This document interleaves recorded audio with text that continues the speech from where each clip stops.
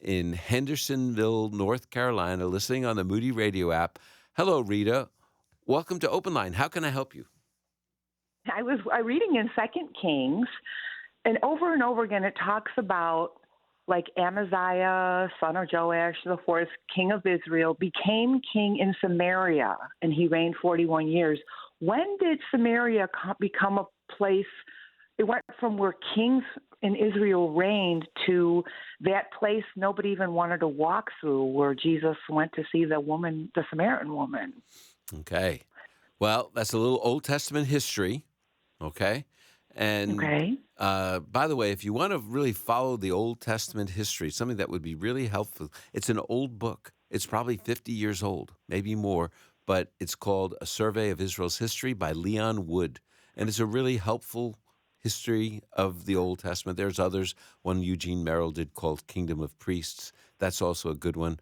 But Leon Wood, best and easiest to follow the history. And here's what the history was.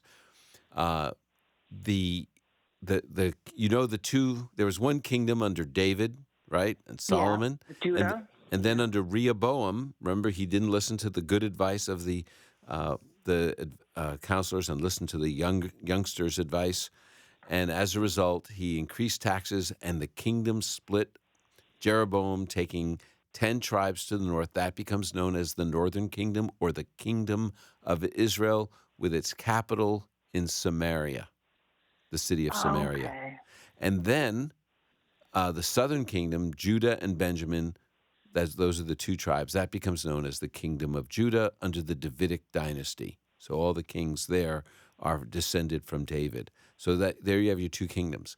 And then Assyria came and conquered the Northern Kingdom in the year 722/721, somewhere around there. 721 is the date I'd give you. So the Northern Kingdom falls with its capital in Samaria.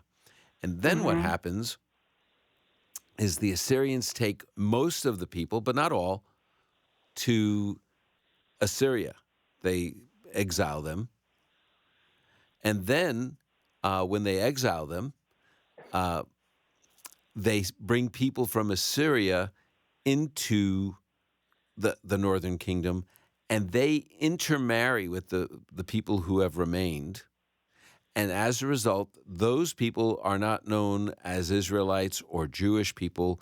At this point, those intermarried, they become known as Samaritans. Uh-huh. And then when Nehemiah, for example, comes back to build the wall in Judah, it is the Samaritans that oppose and harass what they're doing in rebuilding the wall. The other thing that happens is I left out that the Southern Kingdom falls to Babylon and they go into captivity as well. But when they come back under Nehemiah, that's when the Samaritans, who have already been there, they start harassing them. And then also what happens in the intertestamental period, the period between the Old Testament and the New, when Antiochus, the Hellenistic king of Syria, begins to oppress the Jewish people, the Samaritans join with him and are involved in oppressing the Jewish people, which is when that becomes the most hated region. They're sort of like a tension between the Jewish people who have returned into the kingdom there and the Samaritans who have been involved in oppression of the Jewish people during the Second Temple. The Second Temple has been built, and under that Second Temple, Antiochus has been oppressing them. The Samaritans join with this Hellenistic king in oppressing the Jewish people. That's where we get the story of Hanukkah when they deliver them.